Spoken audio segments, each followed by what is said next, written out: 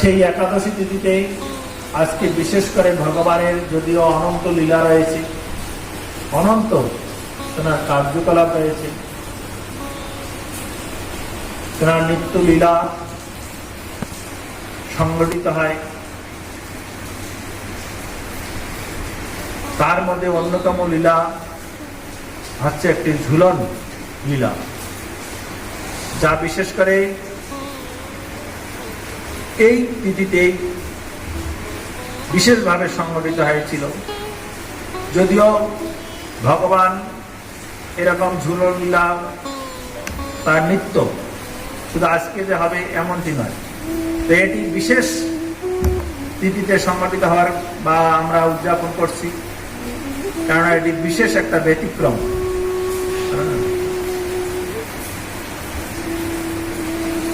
কেননা বৃন্দাবনে যারা হয়তো গিয়েছিলেন, আপনারা দেখবেন বিভিন্ন জায়গায় ভগবানের রাসলীলার করার যে সেই স্থান নির্ধারিত রয়েছে।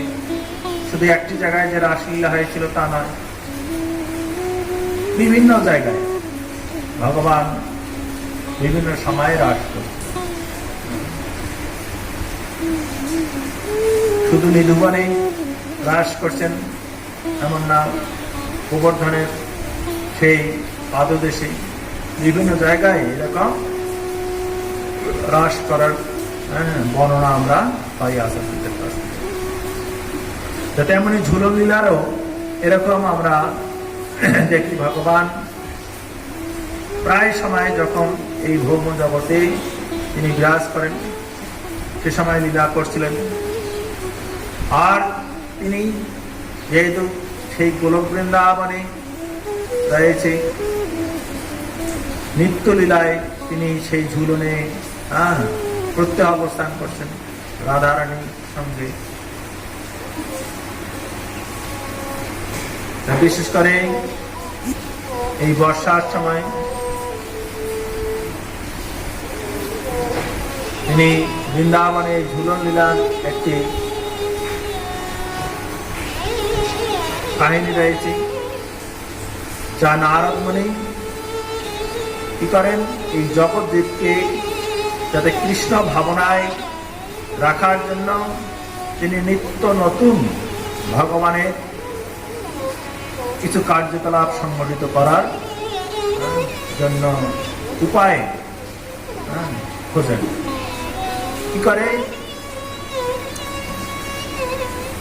ভগবানের এই সমস্ত লীলা কি করতে পারেন, সাধারণ বদ্ধ জীবেরা তারা শ্রবণ কীর্তন করে তারা পবিত্র হতে পারে। সেজন্য নারদ মুনি সেই সমস্ত উপায় অবলম্বন করেন বা খুঁজে সেই সমস্ত কার্যকলাপ সংগঠিত করা। এটি হচ্ছে শুদ্ধ ভক্তের একটি মনোভাব, যার মাধ্যমে জগৎ জীব উপকৃত হতে পারবে। কেননা জগৎ জীবের চিন্তা ভাবনাগুলো সব সময় নিম্নমানের ভোগ বৃত্তি, ভোগ বাসনা রয়েছে। তারা কি করে, বুঝতে সক্ষম হবে এবং জানতে সক্ষম হবে এবং ভগবান সম্পর্কে শ্রবণ কীর্তন করতে আগ্রহ প্রকাশ করবে। এজন্যই নারদ মুনি এরকম ভগবানের নিত্য নতুন লীলা সংগঠিত করণের জন্য তিনি উপায় খোঁজেন। কারণ জড় জগতের বদ্ধ যে কি করেন, সর্বদাই জড় বস্তু নিয়ে, জড় বিষয় নিয়ে তারা আলোচনা পর্যালোচনা করে থাকেন। তাদের এই মনুষ্য জীবনের মূল্যবান সময়ের অপচয় করে থাকে। তার থেকে কি করে, এই মনুষ্য জীবনের মূল্যবান সময়ের অপচয় থেকে তারা পরিত্রাণ লাভ করবে এবং ভগবানের কথা বলে, ভগবানের কর্ম করে যাতে অতিবাহিত করতে পারে এই মনুষ্য জীবন। সেজন্যই কি করেন, নারদ মুনি এরকম উপায় অন্ত খোঁজেন। তাই আমরা দেখতে পাই যে নারদ মুনির মতো যারা সেই শুদ্ধ মহাত্মা বর্তমানে আছেন, আমাদের আচার্যবর্গ গুরুবর্গরাও কি করছেন, সেই নারদ মুনির পদাঙ্ক স্মরণ করে তারাও নিত্য নতুন ভক্তদের মাঝে ভক্তির উৎকর্ষ সাধনের জন্য উদ্ভাবনী চিন্তা ভাবনার বহিঃপ্রকাশ ঘটে থাকেন। যা আমরা কিছুদিন বিগত রথযাত্রার মাধ্যমে দেখলাম, আমরা আমাদের পরমারাধ্য গুরু মহারাজ ভার্চুয়াল রথযাত্রার একটা তিনি আয়োজন করেছিলেন, যার মাধ্যমে কি হয়েছিল, সকলেই এই রথযাত্রায় অংশগ্রহণ করার সক্রিয়ভাবে সুযোগ লাভ করেছিলেন। ভগবানকে দর্শন, ভগবানকে ভোগ নিবেদন, ভগবানের মহিমা কীর্তনের কাছে থেকে তারা সেই সুযোগটি লাভ করতে পেরেছে। এই সমস্ত হচ্ছে শুদ্ধ ভক্তদের চিন্তা ভাবনা সবসময়। তাই নারদ মুনি যখন ভগবান এই ভৌম জগতে বৃন্দাবনে লীলাবিলাস করছিলেন, সে সময় তিনি ঝুলনস্থলিতে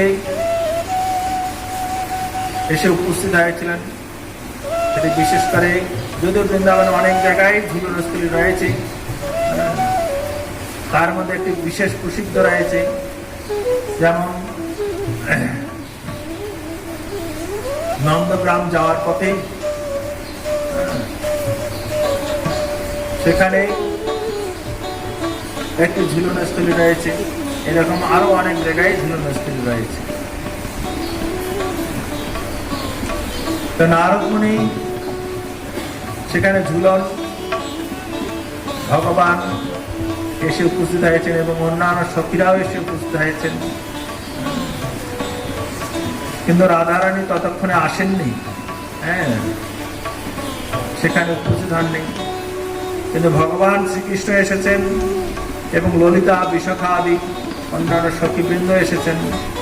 ইন্দ্রিকা, চম্পকলতা, কুম্ভবিদ্যা, সুদেবী, চিত্রা, ব্রহ্মদেবী,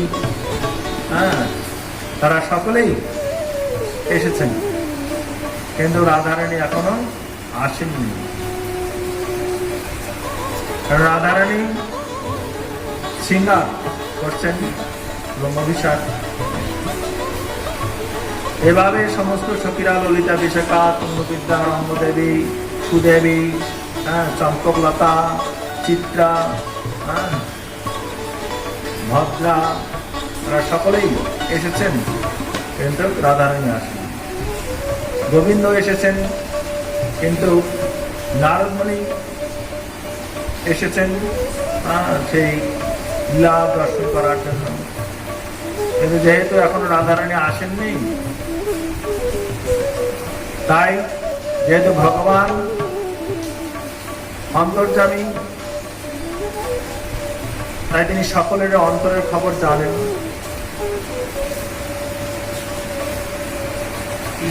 তাই ইত্যাবসারে এই সময়টি এখনো ঝুলন লীলার পূর্ব অবস্থায়।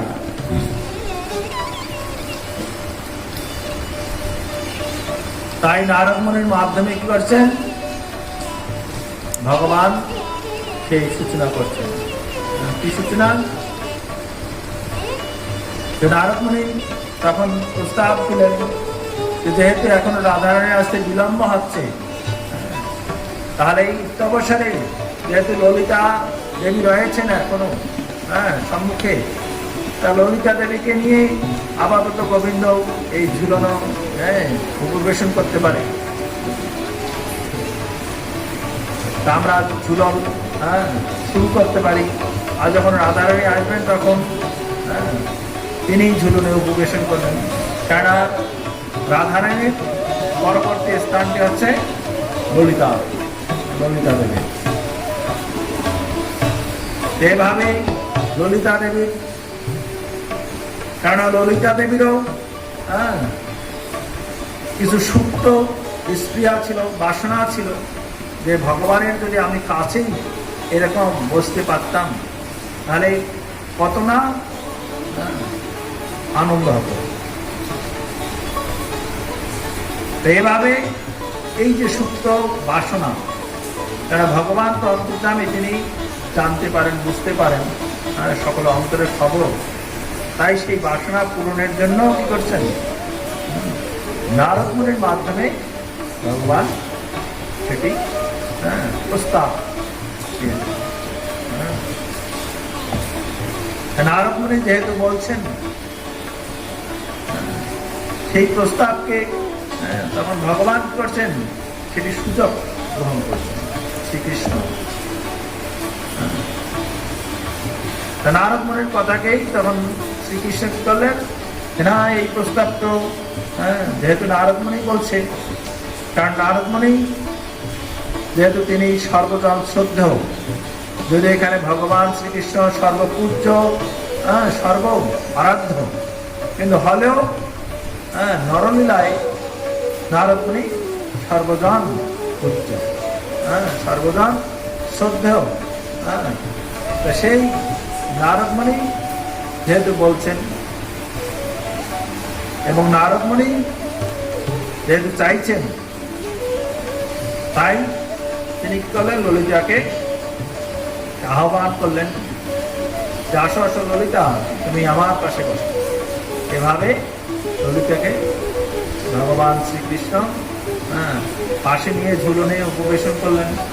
এভাবে অন্যান্য সখীরাও সেই ললিতাকে সহ গোবিন্দকে ঝুলাচ্ছিলেন, দোলাচ্ছেন।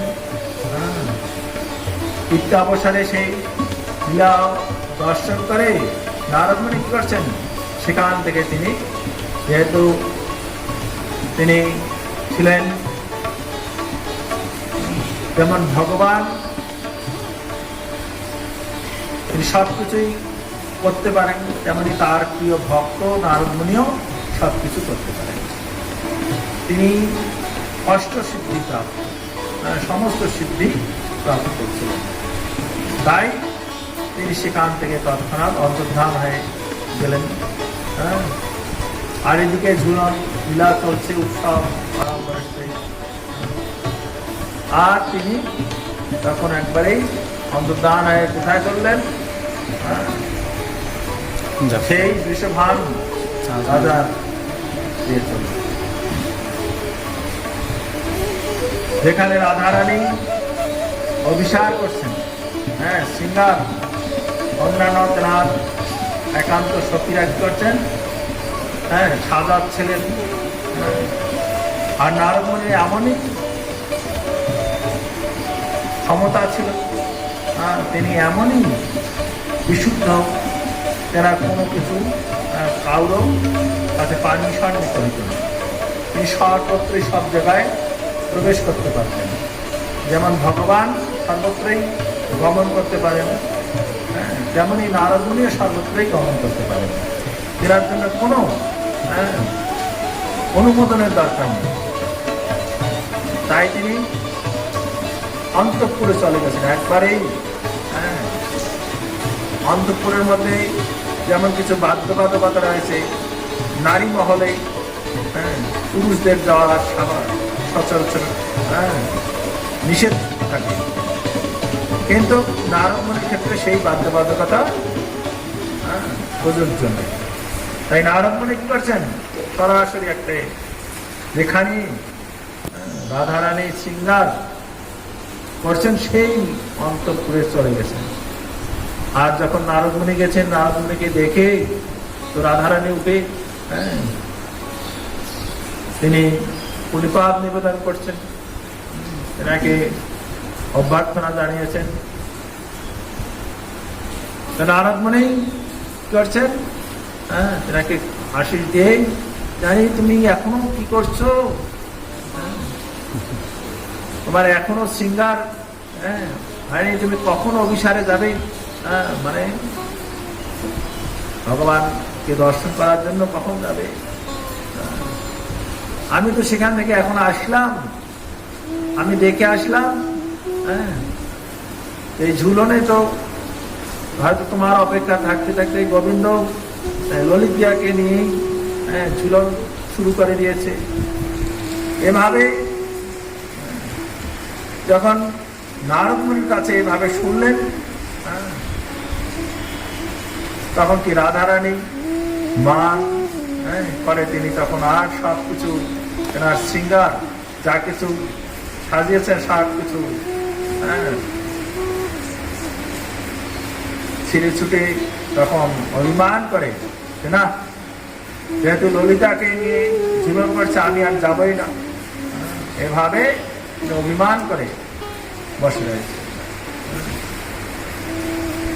এভাবে নারদ মুনি কি করেন, অনেক সময় ভগবান এর এই সমস্ত লীলা কার্য সংগঠিত করার জন্য খুব পারদর্শী। কারণ ভগবান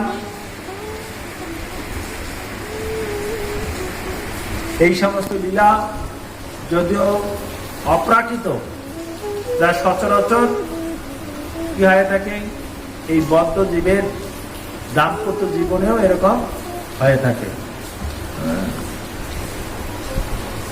থাকে কিন্তু বদ্ধজীবেরা বুঝতে পারে না, কেননা তারা মোহগ্রস্ত হয়ে সেই সমস্ত কার্যকলাপ করে। কিন্তু ভগবান তার সম্বিত বা জ্ঞানের মাধ্যমে সবকিছু জানতে পারে, জেনে শুনে করেন। কেন করেন সেটি যদিও তিনি আত্মারাম, সর্বদাই তিনি আনন্দ লাভ করে থাকেন। এই সমস্ত কার্যকলাপ করার মাধ্যমে জড়জগতের বদ্ধ জীবেরা যদি সেই কার্যকলাপগুলো শ্রবণ কীর্তন করে তাহলে তারা সেই আনন্দ লাভ করতে পারে। ভগবান যে আত্মারাম, তার যে সেই সমস্ত কার্যকলাপ সেই সমস্ত শ্রবণ করার মাধ্যমে, কীর্তন করার মাধ্যমে যথার্থ আনন্দ লাভ হতে পারে। যেভাবে ভগবানের সেই ঝুমুলীলা অনুষ্ঠিত হয়েছে এবং তৎপরবর্তীতে সেদিন আর অভিসারে রাধারানী আসছে না, আর এদিকে সবাই অপেক্ষা করছেন কি হলো। তখন দেখছেন যে আরে আমাদের মাঝে তো নারদ মুনি ছিল, কিন্তু নারদ মুনি গেল কোথায়? তখন এই নারদ মুনিকে খোঁজাখুঁজি, নারদ মুনিকে পাওয়া যাচ্ছে না। তখন সবাই সন্দেহ যে নারদ মুনি এখানে আমাদের এই সূচনা করে গিয়ে তিনি হয়তো গিয়ে রাধারানীর কাছে কিছু উল্টাপাল্টা বলেছেন, হয়তো এরকম তারা ভাবছে। এবং না রাধারানী আসছে না কেন, তবে তার কাছে যাওয়া যাক। তখন কি করলেন, না অন্যান্যরা গেলে তো হবেই না, গোবিন্দ তোমাকেই যেতে হবে। এই জন্য গোবিন্দ কি করলেন, স্বয়ং তিনি সেখানে গিয়ে দেখবেন সত্যি রাধারানী অভিমান করে বসে আছে এবং নারদ মুনি এসে সেখানে কি করছেন, কিছু এরকম উল্টাপাল্টা বুঝিয়েছেন।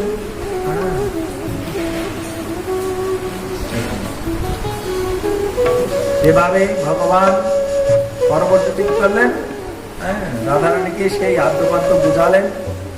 বুঝিয়ে তখন রাধারানী বুঝতে পেরেছে এটি নারদ মুনি চাল। নারদ মুনি এরকম করেছে, ওখানে প্রস্তাব দিয়েছে ললিতাকে ঝুলনে বসানোর জন্য, আবার এখানে এসে বলছে যে গোবিন্দও নিয়েছে। কিন্তু উভয় কথাই সত্য কিনা?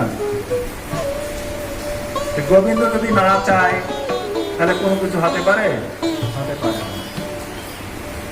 সেটি কাদের ক্ষেত্রে, যারা এরকম সর্বোচ্চ স্তরে অধিষ্ঠিত, সম্পূর্ণরূপে ভগবানের শরণাপন্ন, তাদের ক্ষেত্রে এই কথাটি যথার্থ। যেমন নারদ মুনির মতো মহাত্মাদের ক্ষেত্রে, কারণ তিনি সর্বত্রই দর্শন করেন ভগবানকে। তারা প্রতিটা জীবের ইজ্জয় করেন, ভগবান আছেন, ভগবানের অনুমোদন ছাড়া কোনো কিছুই সম্ভব নয়।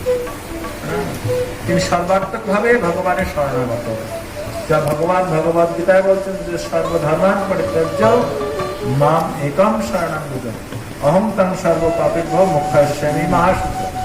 তুমি সমস্ত ধর্ম পরিত্যাগ করে একমাত্র আমার শরণাপন্ন হও, তো আমি তোমাকে সমস্ত পাপ থেকে মুক্ত করবো, ইয়াতে কোনো সত্য না।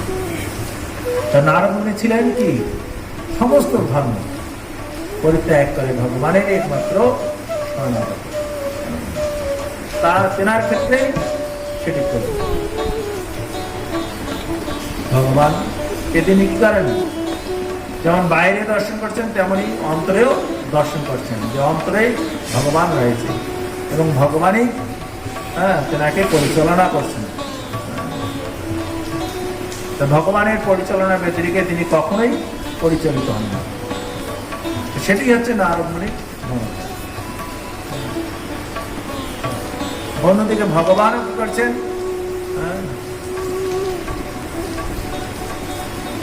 তিনি ভক্তের বাসনা পূরণের জন্য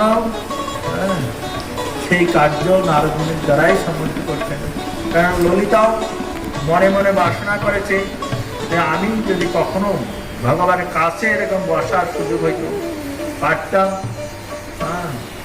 তাহলে কি তিনি ভগবানকে আরো কাছে